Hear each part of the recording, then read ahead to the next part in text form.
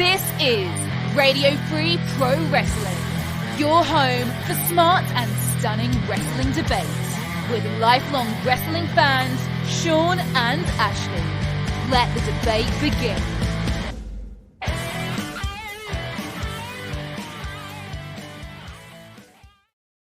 Hello, and welcome to a new era of Radio Free Professional Wrestling as we have gone video as well as audio. Ashlee, welcome to the video era of Radio Free Professional Wrestling. How are you doing, my friend? I'm doing all right, Shawn. How are you? Well, I'm doing quite well. We are going to have one amazing show on our hands. As we are recording this episode, NXT Wednesday is still going on. And Ashlee, I'm going to go ahead and tell you the NXT Women's title match will be in my top 5 matches of the week.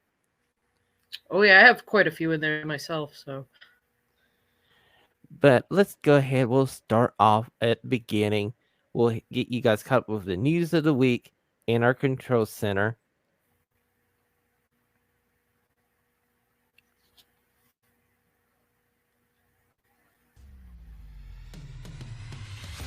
This is your Radio Free Pro Wrestling Control Center. All the wrestling news you need to know.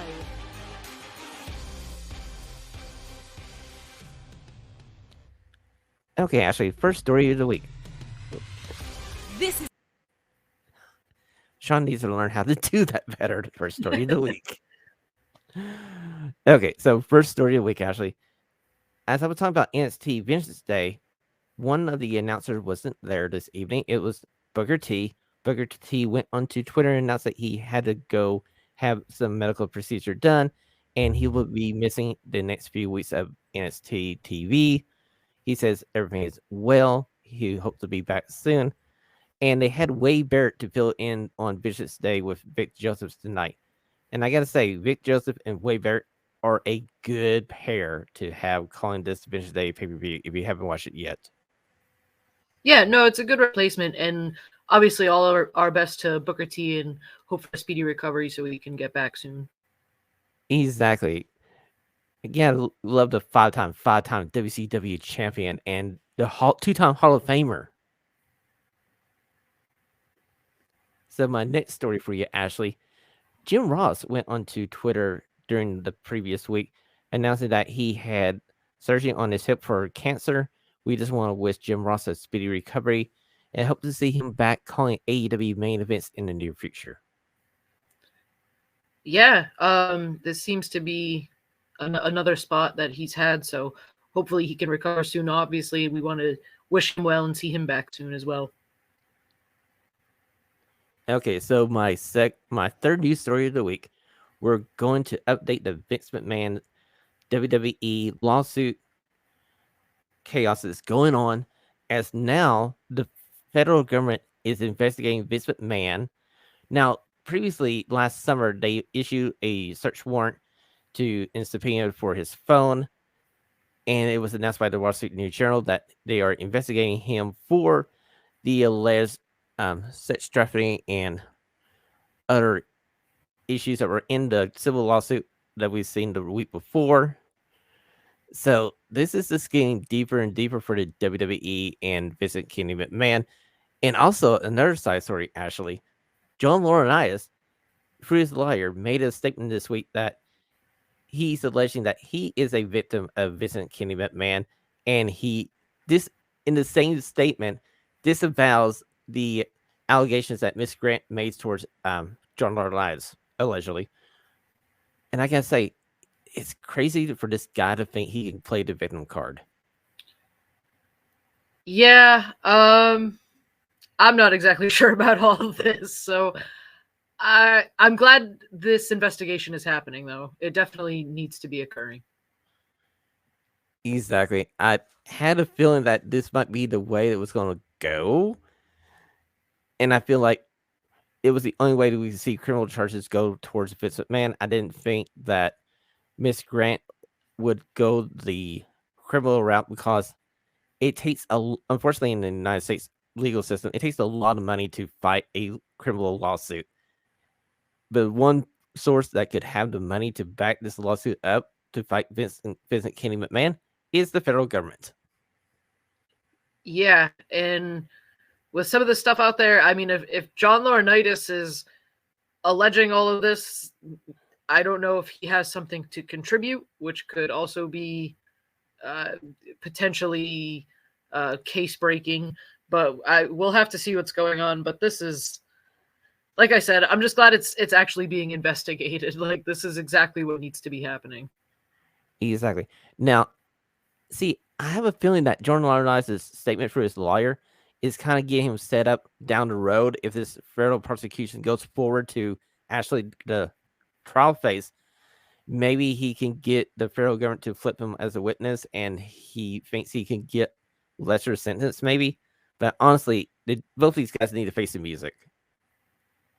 Yeah, and anyone else involved. So if this investigation finds out anybody else, they should all head out together. Well, while all this is going on the corporate side of WWE, we just seen on Friday Night SmackDown, Cody kind of sidestep for The Rock, as now we're heading towards WrestleMania season, and apparently we're getting Rock versus Roman. Is this the main event that we all thought we wanted? When is Cody going to end this story? Well, judging by social media, the answer is no. This is not the match we wanted.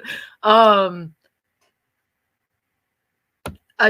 genuinely baffling move. If this isn't some sort of, I would ploy to get, I don't know, I guess more support or something for Cody. If this is really the match they're going for, this is not a match that needed to revolve around the title. Why have Cody win the Royal Rumble? Exactly. I'm like, wait a minute. The winner of the Royal Rumble is supposed to main event WrestleMania, unless The Rock comes back and says, "Hey, bro, can I have this match?" I mean, you could have easily done Cody Roman here at WrestleMania and Rock Roman at SummerSlam, which would have been a huge SummerSlam match. Even your Saudi Arabia show. True. Now, we'll get on in depth with the Cody, Roman, and Rock scenario later on in the 76 questions. Okay, yeah, let's save that conversation. I'm gonna sped through that. Okay, ladies and gentlemen, that has been your Control Center for February the 5th, 2024, here on Radio Free Professional Wrestling. And Ashley, we're heading to the stunning 6 questions. Okay. It's Shawn and Ashlee's top. Not that one. This one. Time to ring the bell. As Shawn and Ashlee debate 6 stunning questions from the week of wrestling. All the whys. And what the hell was that?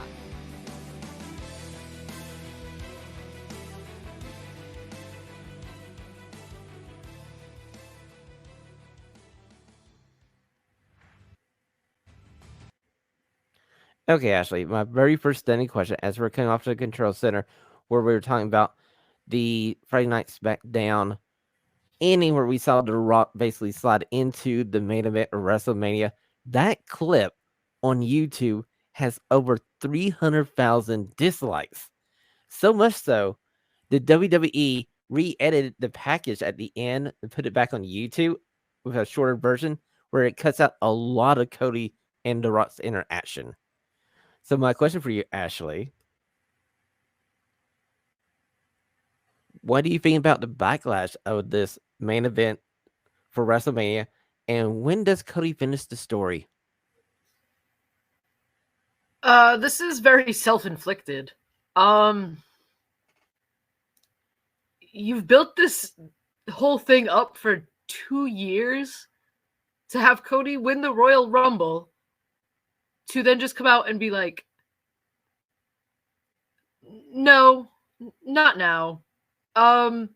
It's a very weird call. I don't know why he would step aside for The Rock.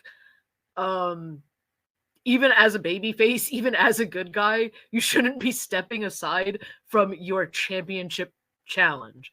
It's completely illogical, first of all.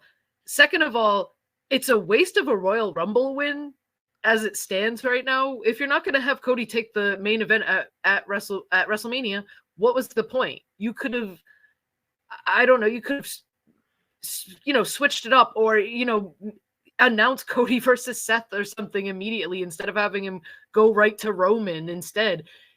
In that whole segment, they demeaned that title so badly. Why would anybody challenge for it? Actually, if I was Seth Rollins, I would send a very hateful email over to Roman and go like, bro, you just totally dissed my title. Like, now it's not even worth the TV title in WWE. Like, come on, dude. Yeah, I mean, and not just the title, like Seth Rollins himself too. Like, that was pretty brutal comments. But I mean, even if you have, I don't know if maybe you have Cody instead back down now, fight Seth for the title, and then have him fight Roman at WrestleMania and maybe unify the belts. I mean, maybe that could be an only saving grace type of thing. I've been thinking about it for like the last 24 hours. I feel like this might be TKO and The Rock having a knee-jerk reaction to everything that's falling down because of the Vince McMahon lawsuit. And they're worried about the ticket sales and the WrestleMania gate. And what can you do to maybe booster the sucker up? I know. Let's have The Rock versus Roman, like this dream match that should have happened like 3 years ago. But now we're going to have it now underneath this big old cloud. And, oh, sorry, Cody. We'll finish your story down the road. Yeah, I mean, it's like I said before. This match going into it does not need to be for a championship. Do we really think we should have a 51-year-old Dwayne The Rock Johnson as the world champion right now when you've had this run with Roman Reigns? I mean, I see the comments online, and I see people are kind of divided on it now as it stands. Some people have thought he's had it too long, that we've built up too many people and just kind of neutered them at the last minute. But if you're going to have him do it, like, have him break the record. But I genuinely do not understand having The Rock be challenging for a title at this time. That's true, actually. And another thing we got to think about, we're 2 months out from WrestleMania.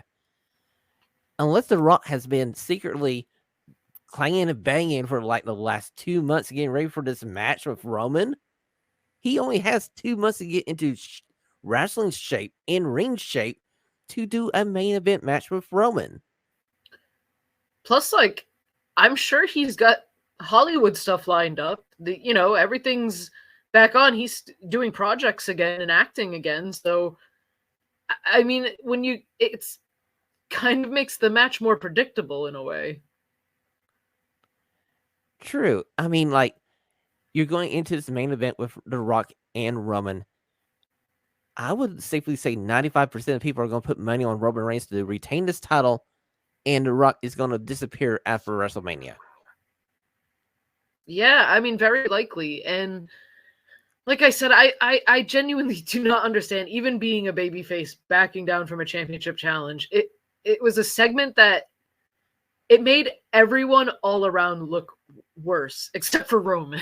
It made Seth Rollins look worse. It made the Raw Championship look worse. It made Cody Rhodes look worse. And now, to a lot of fans, it's made The Rock look worse.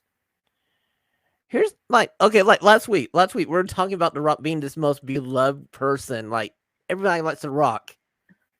He turned it totally heel inside a week. Yeah.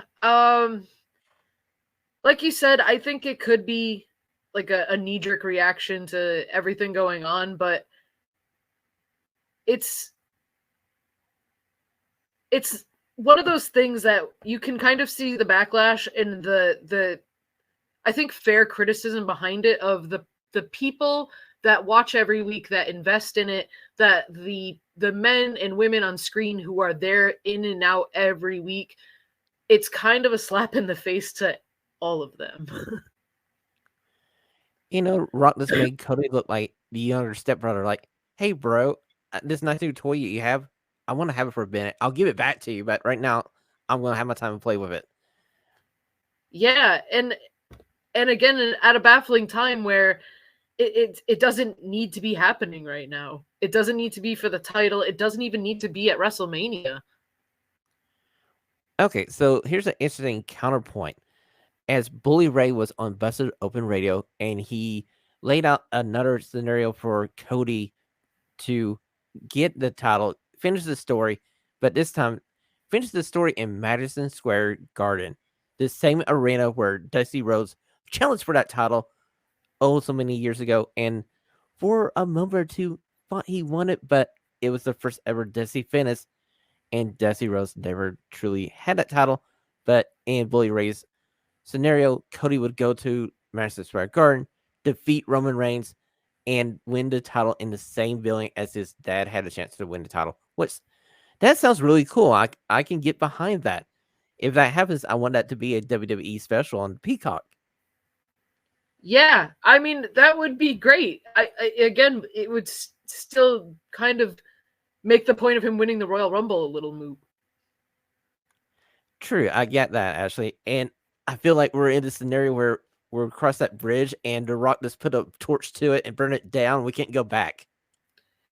Yeah, I mean, unless I mean, you still got a few weeks. There's still time to like pivot or kind of backtrack a bit. Seeing, I think the backlash that's been online. I don't know if they're going to back down from this match. I think they think this is the money match that that can get hardcore fans in, older fans in, and the casual fan in. True. I feel like it comes down to very true. I feel like this comes down to the age-old saying that follow the money, buddy. Follow the money. Yeah, exactly.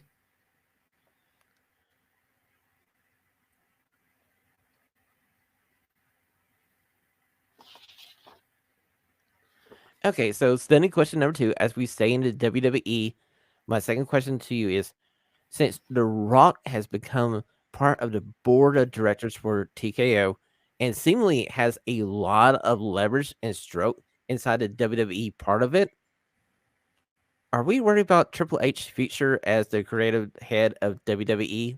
As there's stories going around that The Rock is bringing in Brian Gartz, the guy who does a lot of his storyline works from previous times that Rock was in the WWE to help out with creative. So, could we see the end of an era of Triple H running the creative side of WWE? It kind of seems that way. Who would have ever thought in 2024 that The Rock may have more power in WWE than Triple H? Very weird. I mean, anything right now could really shake up the landscape of like the hierarchy in WWE. This investigation could blow things open and could shake things up. This takeover with The Rock and whatever changes I'm guessing TKO is going to allow him to implement as kind of him being the middleman in between like TKO and WWE, it seems. So I would kind of be aware if I was everybody working on the executive side in WWE right now. As this week has played out, as we have been looking at The Rock coming back into the WWE and everything happening, I got a feeling that TKO might be thinking, you know what? We might want to ease Triple H out of the limelight, out of WWE, so we can have a quote unquote fresh new start. Is like that's the old WWE. This is the new WWE underneath the TKO banner with The Rock leading the way, and we're going to intimate all these changes in the HR department to make sure this never, never, ever happens again. Yeah, it's definitely possible, and honestly, some of the people there, if they know, it might be for the best already to kind of just, kind of rip the Band-Aid off and separate now. True, and we were talking about this last week with Triple H. He's kind of in this rock in a hard place, pardon the pun. And just for us as fans of Triple H, we're still kind of wondering, how much did he really know about everything going on? Yeah, and I'm just, like I said, it's good this investigation is happening, and hopefully that anybody involved can just step aside or, be dealt with in the way they need to be. But I mean, like you said, it's tough because Triple H is in such a tough spot with it being family, with it being the company he's running, with it being this investigation now being federal. It's going to be crazy for the next few weeks. Yes, it's going to be a very interesting 2024 for WWE behind the scenes, and we'll keep you up to date here on Radio Free Professional Wrestling. But we're moving on to our third standing question of the week. Seemingly, the news of the lawsuit with Vince McMahon and WWE caused AEW to postpone a quote unquote huge announcement. But hey, this coming up Wednesday on Dynamite, Tony Khan's back at it again. Huge announcement promised. My question to you, Ashley, are we about ready to see the Rainmaker and Mercedes Moné both be announced as AEW signings? I think it's very possible. I wouldn't be as surprised with Okada. Obviously having like the same agent as the Young Bucks, being as close as he is with the guys in the Elite and stuff like that. It's very possible that he ends up there, and I wouldn't be that surprised. Mercedes, I would be a little more surprised. Only because, we've seen before the lack of kind of investment in the women's division. But I will say at the start of this year, we've seen, especially on Collision, a real investment of time and effort into like women's matches and storylines that they have going.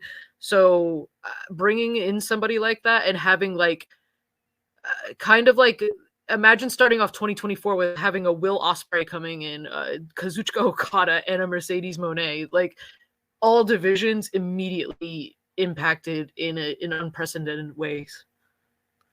Okay, so my follow-up question to you is, of the Rainmaker and Mercedes Moné, who would be the bigger get for AEW? Who would have the best feature for them in AEW? It's a very tough call. I think the bigger get of the two might be Mercedes, only because I had seriously projected her, like, I thought she was going to end up back in WWE. And I know that they were at least trying to sign her back. So having her come in and what they've been doing with this women's division, to have like a name as big as that come in when you have a name like already guaranteed to be coming in, like a Will Ospreay, like Kazuchika Okada would just be like a cherry on top, but like having like a signing like Ospreay in the men's division and Mercedes in the women's division to start off at 2024 would be incredible for AEW. Well, they would be making a play to maybe getting up to the same level as the WWE if they were able to get both of these talents into their company. And I gotta say, I would go with Mercedes Moné being the bigger get for AEW, because that would instantly get more eyeballs onto the women's division.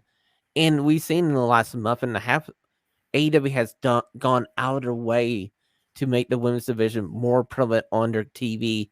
And they have bolstered this roster with Deonna Purrazzo, Mariah May. And I feel like they're going with longer matches for these ladies on, especially Collision, of all things, which is, I'm approving. I love Las Vegas Collision. Yeah. Serena Deeb having a match, Red Velvet looking great, kind of getting like a nice rotation of some women that we don't get to see too often, and that we're kind of in, like somebody like Red Velvet who they've been building.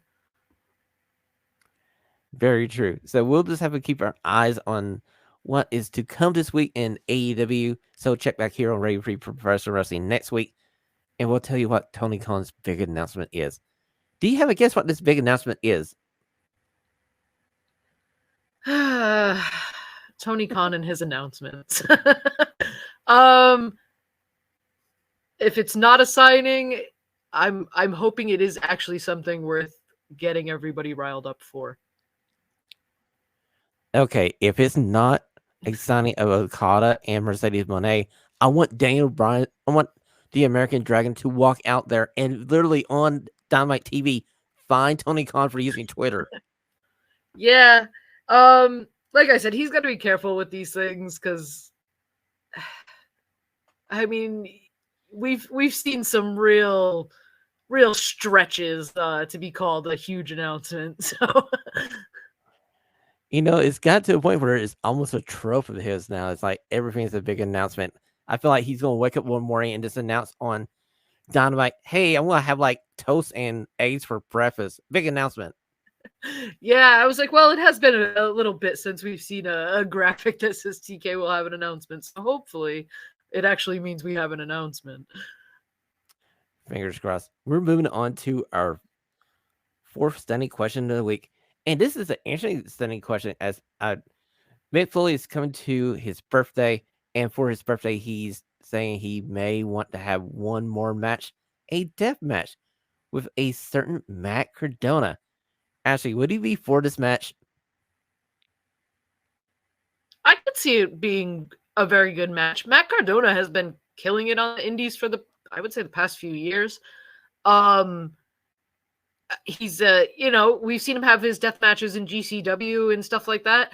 I think he's kind of like a perfect safe opponent for somebody that like a 60-year-old Mick Foley, if he's going to attempt to have this match, could have this match with.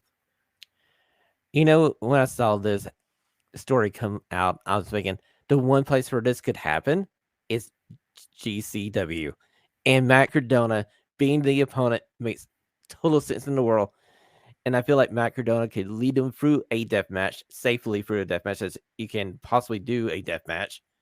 And still, it would be entertaining. You know what? It would make me go out of my way to buy that GCW pay-per-view if they had that match. Yeah, I would definitely be interested because Matt Cardona is very good at like kind of doing the promos back and forth to build up these matches for GCW and stuff like that, and doing stuff over social media. So I would definitely be interested if they could build something up. If Foley is definitely serious about it, I could see him being, like you said, I was saying earlier, I think Matt Cardona, perfect style opponent. And really, Mick Foley wanted to do this. Hey, I'm all for it. This guy has spent a lifetime entertaining us with professional wrestling. So if he wants to do one more match, why not?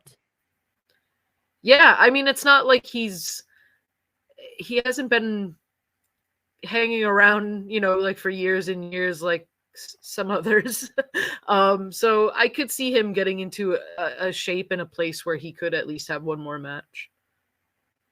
Well, we'll keep our ears to the ground and see if this actually ever happens. I kind of hope it does. Let's move on to our fifth stunning question as Ashley. We are 6 days away from New Beginning in Sapporo. This February 11th pay-per-view for New Japan Pro Wrestling has all of a sudden become the major pay-per-view outside of Wrestle Kingdom. It's an era for New Japan Pro Wrestling because on this card is Okada's last match in the company and Will Ospreay's last match in this company.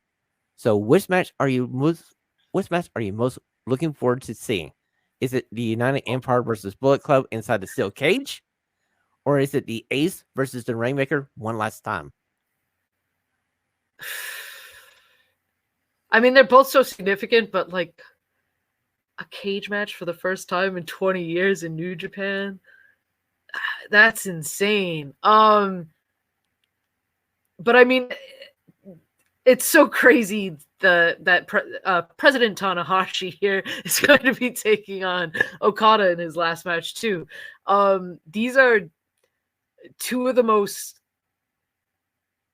fundamental and irreplaceable, like Okada is leaving, he's never going to be replaced. So he is one of the most irreplaceable parts, as is Tanahashi, of New Japan Pro Wrestling. So to see two, like, I know the word gets thrown around in AEW, but literal two pillars of New Japan Pro Wrestling kind of throw down one more time is going to be phenomenal.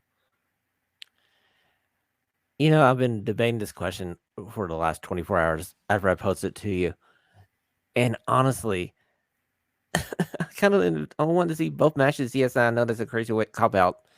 But if I had to take one, I'm going with a steel cage match. Like you said, first time in 20 years, first time with a live audience in New Japan Pro Wrestling to witness a cage match.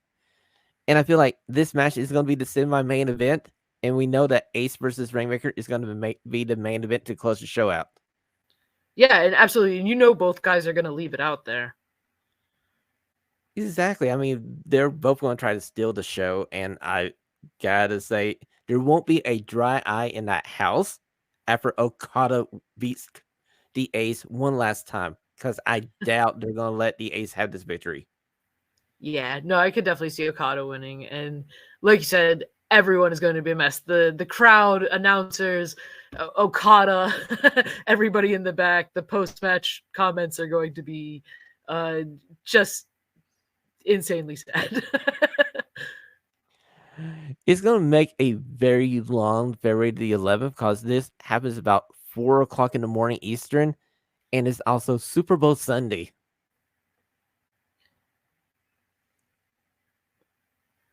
Ooh. Well, listen, I'm not a fan of either of these teams in the Super Bowl, so Actually, I'm not either, so I could skip the Super Bowl and use that for my sleep. I might be up at 4 o'clock in the morning to watch this live. Okay, so our sixth and final stunning question of the week. Coming off of an amazing promo of Swerve Strickland, I have a question for you. Do we let Samoa Joe be a transitional champion and Swerve Strickland get the title at AEW Revolution? Am I crazy? I don't know. I think Joe's been killing it, and I feel like we're on the verge of a shift with Swerve. I feel like we're going to turn him babyface. And I think maybe we do that before we have him win the title. Because these, like the past few weeks with especially Prince Nana, have been like almost like some friction between them. Like Swerve Strickland almost seems like annoyed with him or bothered by his dancing. And then Hangman poking and prodding him until he gets his one-on-one match. Swerve looks at Nana and tells him, all right, no interfering. And Nana's like, haha, all right, yeah, I hear you, but I'm going to still interfere. And he was like, no. And they seem to like have some like tension between them. So I'm wondering if we're going to have maybe a flip here between Hangman and Swerve. I think maybe Hangman costs Swerve this title match. That could possibly happen, actually. I was thinking, especially with that tension we saw on Collision last night, maybe we see the Model Embassy break away from Swerve Strickland and Prince Nana causes him this match with Heyman on Wednesday night, and Prince Nana at the end of the show looks down at Strickland and goes like, I made you. You ain't gonna tell me no. If I want to interfere, I'm gonna interfere.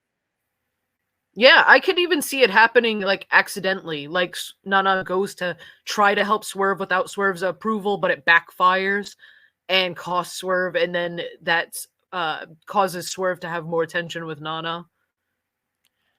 Exactly. And oh, by the way, if he loses to Heyman, we got AEW rankings again. So maybe we can send the storyline just a little bit further. Yeah. No, I mean, there's a couple of ways they could go about it, but I really do feel like they're going to turn Swerve into one of the bigger baby faces in AEW. It's crazy to think at the beginning of 2023, you would tell us that the biggest baby face in 2024 for AEW is Swerve Strickland. I think we would both be looking at you like, you're the craziest person on the planet. Yeah, no, I think this promo was kind of maybe the start of a little bit of a shift. I think so. I think this is going to be the demarcation line of heel Strickland and now babyface Strickland, because he mentioned Athena holding it down on Ring of Honor, being the champion and basically carrying that brand for the last year. He mentioned Ron Siddams being the first ever black champion for WCW. And he also shouted out Kofi Kingston for Kofi Mania as people who gave or the shoulders that he's standing on as he gets his chance for the world title coming up. Yeah, no, it was a great promo, and like I said, I think that is kind of going to mark a shift for him. And I could see, like I said, I could see possibly, like you said, Nana costing him this match with Hangman, Hangman costing him his title match if he does get the title match. There's a couple of ways they could go about it, but I would be very interested in a heel Hangman and a face Swerve in this dynamic, because this rivalry, even beyond this match, I would love to see this kind of be like a staple rivalry in AEW. You know, a heel Heyman with a loss here to Strickland on this match at Wednesday. Hey, his buddies, the Young Bucks, they're pretty much heels now on AEW TV. Could we just get the Elite back and maybe the Elite be the foils to the Model Embassy and we have a face Model Embassy? Yeah, I mean, that whole Elite stuff kind of ended very weirdly, and we never got any sort of I mean, I know with Kenny, like, that's one thing, he's out with his illness and stuff like that. So, but there was never really any closure or anything that happened between Hangman or the Bucks when the Elite sort of fell away again. Very true. We'll just have to keep our eyes out, especially after this Wednesday, because this is a pivotal moment here in AEW. Because I feel like they need to pull the trigger on the title change with Strickland.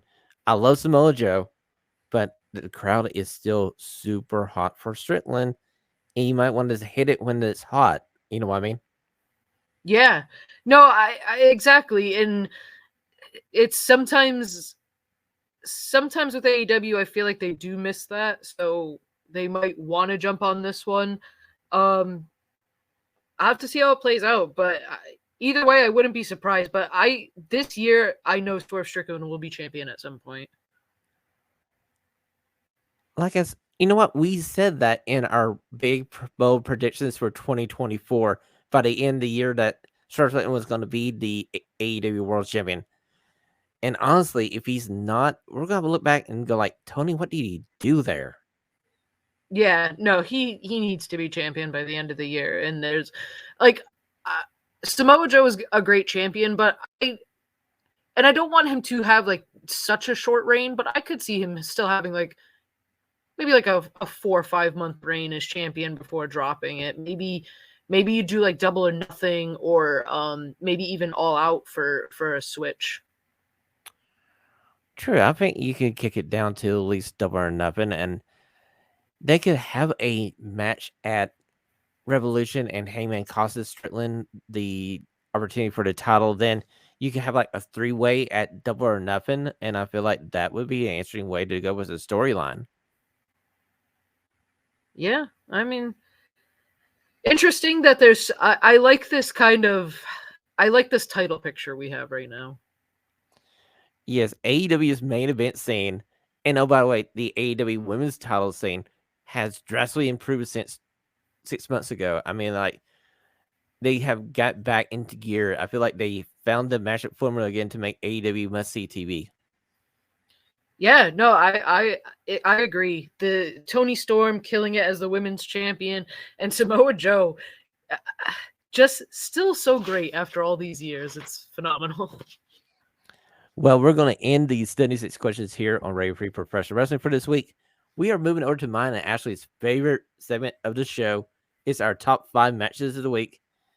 And I got a feeling, Ashley, there's going to be a lot of collision in our top 5 matches. But do you want to go first, or you want to let me go first? Go ahead, you can go first. Okay, so my number 5 match of the week literally just happened about an hour ago. It's the NXT Women's Title match, Lyra Valkyria versus Roxanne Perez. It was an excellent match. Halfway through this match, we saw Lola Vice come in, use her breakout tournament contract to make this a triple threat, and Roxanne Perez freaked out like, wait a minute, here we go again. I'm never going to have this single match where I can get my title back. And she's never lost this title. She never had a single match where somebody pinned her to the mat 1, 2, 3 to lose said title.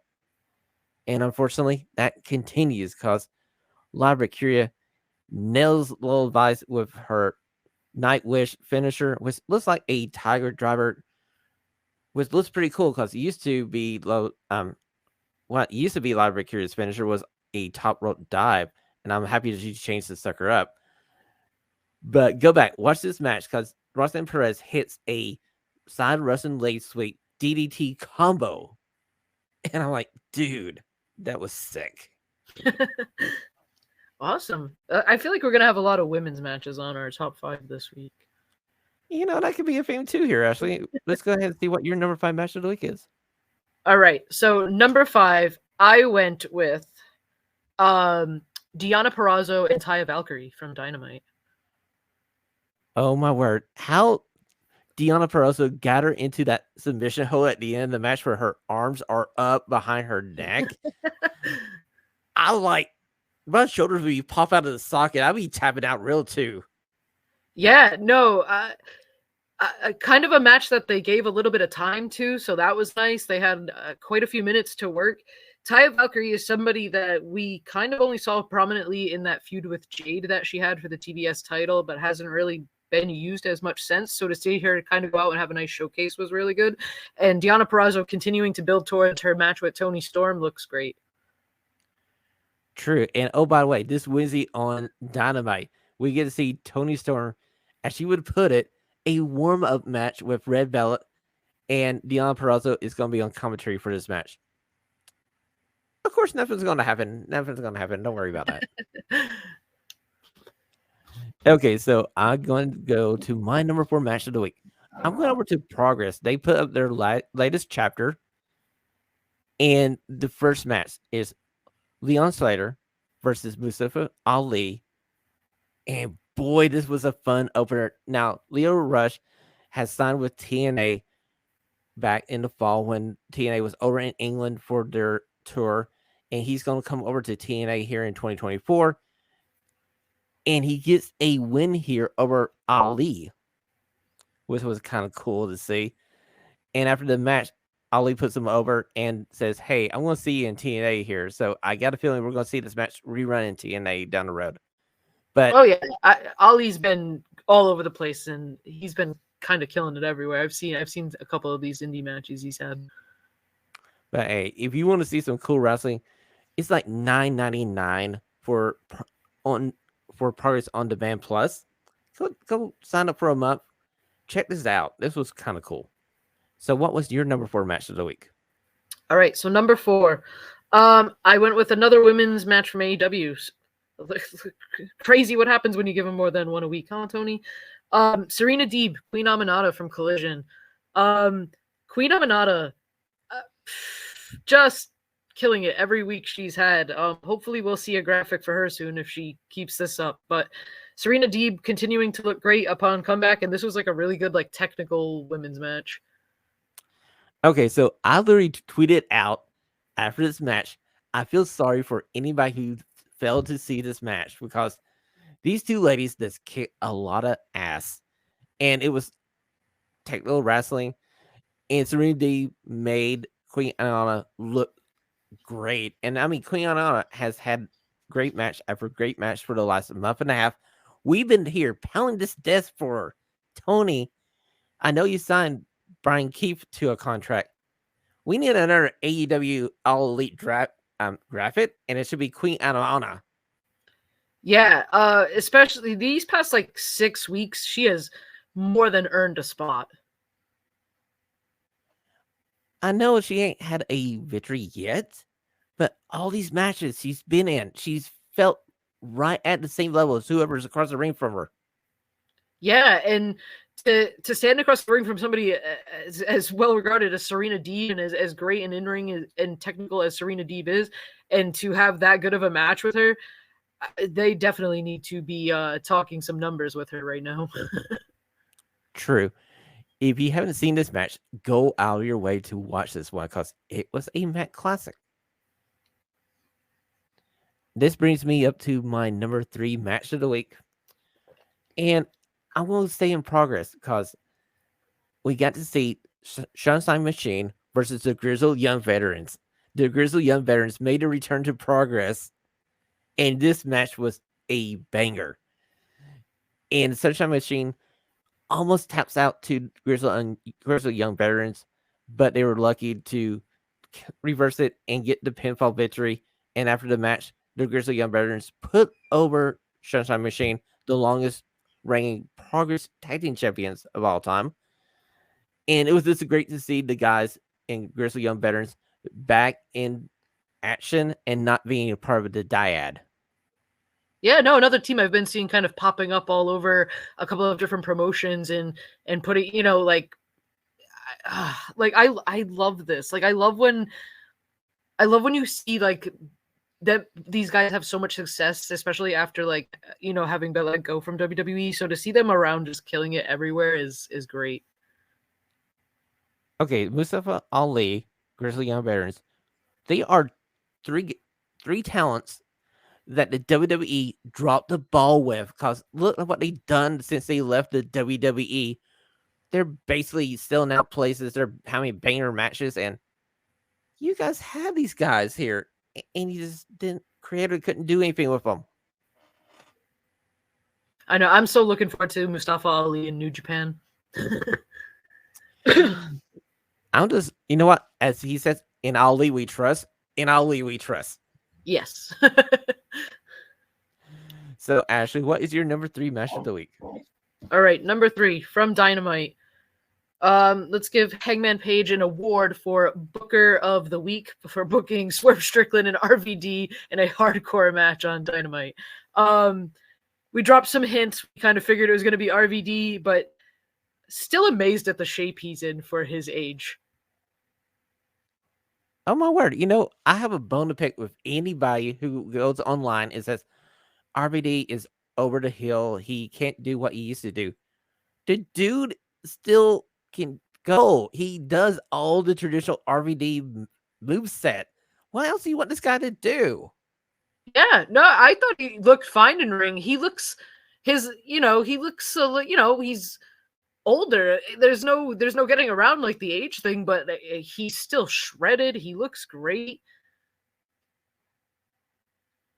And none of those keyboard warriors could have a good match like he did with Swerve Strickland. I mean, Swerve Strickland's good, but I know he's not a miracle worker with some of these keyboard warriors. Yeah, no, I mean, Swerve Strickland is obviously like a great opponent to be against anybody. He's always going to make everybody look good. But RVD's been in AEW a couple of times, and I thought he's looked fine every single time. And I thought this one was kind of a standout match, honestly. It was. And oh, by the way, kudos to Heyman Adam Page to read the contract and go, oh, by the way, I get to pick the opponent in the stipulation. And this is the fact that Strickland turns around and eats the chair in RVD's foot as soon as that got announced. Chef kiss. Yeah. And honestly, a quick little shout out to the Hangman Page and Toa Leona match, because that was very good too. I didn't put it on my list, but Toa Leona looked very good in his first singles match in AEW. True. That was a fine match, and they got another big man that can freaking go. I mean, it's crazy. The land of the giants in AEW. You have Brian Cage. You have Toa Leona now. It's like you could have a super heavyweight class. Oh, wait. No, Tony. No more belts. No more belts. I would like to see a Brody King and Toa Leona match. Oh, my word, that would bang. That would be, oh, my word. You talk about meat versus meat. That would be meat versus meat. Okay, so I'm going to my number 2 match of the week, and it's from Collision. And it's the opener. It's Eddie Kingston and Brian Keefe. This was a fun, hard-hitting match. But what makes it my number 2 match of the week, at the end, Tony Schiavone slides into the ring, has Brian Keefe turn to the Tracton, and we get to see the all-elite graphic with Brian Keefe's picture and name. And they announce that he is all elite and has a contract with the company now. Bravo. This guy has worked his ass off in AEW. And I can't say enough that this guy deserves it. Yeah, no, I'll be talking about this match in a second. Very happy to see Brian Keith finally announced, and to see the performance he put in for this match was crazy. Him and Eddie Kingston absolutely killed it. Very true, very true. So what was your number 2 match of the week? All right, so my number 2 is also from Collision, because I had to struggle which one I was going to put for 1 and which one I was going to put for 2. But Bryan Danielson and Hechicero. This the Rocky Romero effect that has been prevalent on AEW in getting them all of these like partnerships and stuff like that has been outstanding. To see these guys come in is very cool, and to see somebody like Hechicero, who I'm this is like my introduction to some of these guys, is just outstanding. Crazy good entrance, and then just him and Bryan Danielson is having this technical match. Beautiful. Very true. This is the first time I saw the gentleman wrestle, and I was taken away. Like you said, the entrance is excellent. He has one of the best entrances I have seen in professional wrestling. Dude looks like $1,000,000 just walking out to the ring. Then you get into the ring, and he's on the same level as the American Dragon because it's two technical submission wrestling. So much so that our good friend Nigel McGuinness is pulling for him to have the victory no matter what. And oh, by the way, when the American Dragon pulls out the surfboard, Nigel goes like, oh, "This is such a boring move." But when Hector had that on there, he's like, "Greatest move ever! Greatest move ever!" Yeah. Oh my god. When that match happens, when Bryan Danielson and Nigel McGuinness finally have their match, I am going to be so excited. It's going to be, you know what? This is the definition of long-term storytelling, and this has to happen at the next Wembley Stadium's show.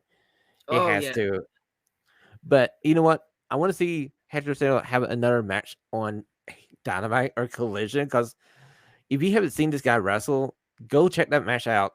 You're going to fall in love with him. Yeah, no, very cool and unorthodox, like submission maneuvers and transitions. Stuff I've like never seen as far as transitions and stuff. Like, very cool.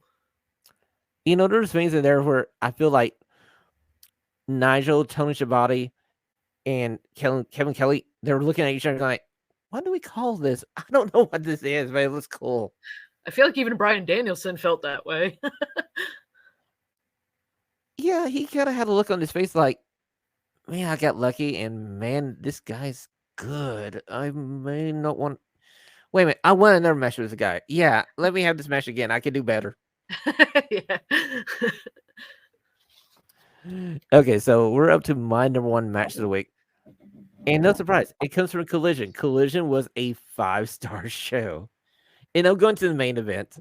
It's the 6-man tag match. You got FTR Garcia versus Christian Cage and his family.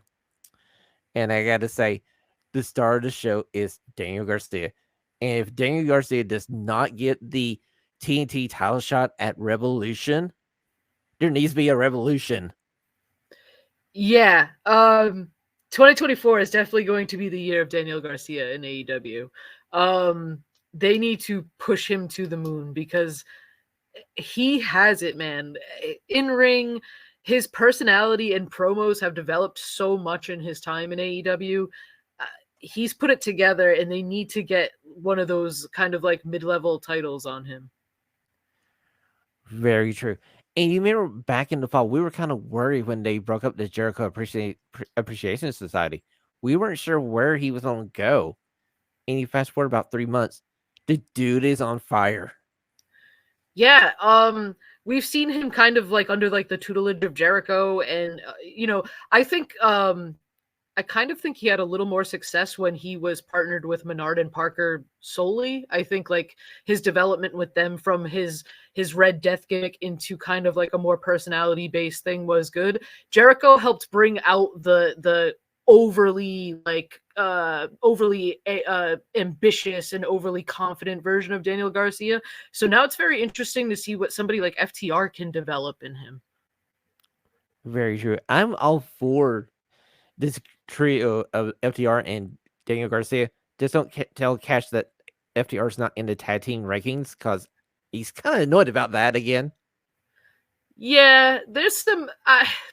We have the rankings back. I'll say there's still some questionable things on that rankings list, but there's some. Most of it is fine, but there's like 2 or 3 names on a couple of those lists that I was like, It's just interesting, but that's a story for another time. So, Ashley, what is your number one match of the week if I don't already got a guess? Yeah, I mentioned it a little bit. It's Eddie Kingston and Brian Keith.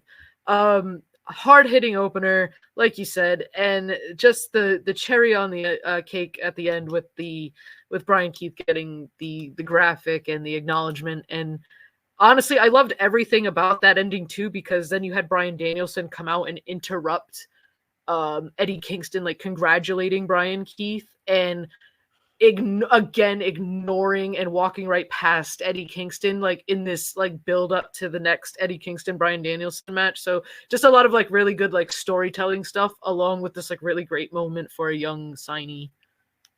Exactly. It's like we were talking last week. Bryan Danielson is walking down to the ring, and he's like, I don't see Eddie Kingston. I beat Eddie Kingston. He's old news. Brian Keith, congratulations for joining the company, getting signed. Bravo. Let me raise your hand. Like the babyface I am. This is so funny to see this condescending American Dragon. I kind of like it. And just the fact that it just adds an extra level to his character. And Nigel on commentary just going like, look at the disrespect to Eddie Kingston. And apparently Nigel is like the biggest Eddie Kingston fan. I genuinely love this dynamic that some like announcers and wrestlers have like everywhere, where they're a baby face for like all of this, but like they're a heel for this one person. Like I love that dynamic so much. Like you have like when MJF was a bad guy, he was booed everywhere except Long Island, where he was received as this huge baby face. Like I love it. It's so funny to me. But yet, this match was so good. I actually thought Brian Keith was going to win this match and get a championship match with Eddie Kingston down the road. So much so that if I could change one thing, I may have gave him the victory. Yeah, no, especially with the signing. I mean, I wouldn't have even been surprised to see Eddie agree to give him a match anyway after that. Like, yeah, I can see that too, because it kind of fits Eddie Kingston's character. He's just like, I want to fight. This was a great match. You want a rematch? Anytime, any place, buddy. Anytime, any place. Yeah, I could definitely see him throwing out an open challenge with them. Well, that has been our top 5 matches here on Radio Free Professional Wrestling. If you haven't seen them, go out, search the internet for them. And actually, we come to that part of the show where I asked you that question. Where can we find you on the super highway? So I'm on Twitter, and it's at groovy_ash_. And you can always follow the show on Twitter, Instagram, TikTok at Radio Free PW. You can also check out www.radiofreepw.com to catch up on the previous episodes of the show.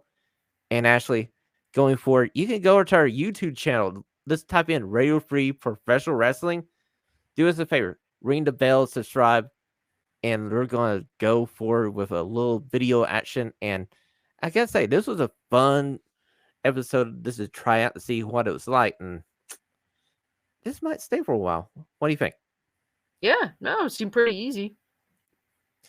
Well, ladies and gentlemen, until we see you next week, remember, this is our groovy and stunning era. And as always, scissor guns up. Scissor guns up.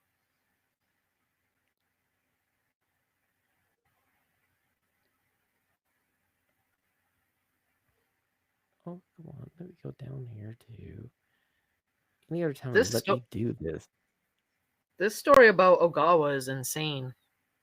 Hang on one second. Let me do this. Christina here. On behalf of the guys, thanks for listening. Like the show? Do us a favor and share it with a friend.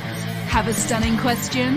Email it to the show at radiofreeprowrestling@gmail.com. Until next time, this has been Radio Free Pro Wrestling. Stay stunningly.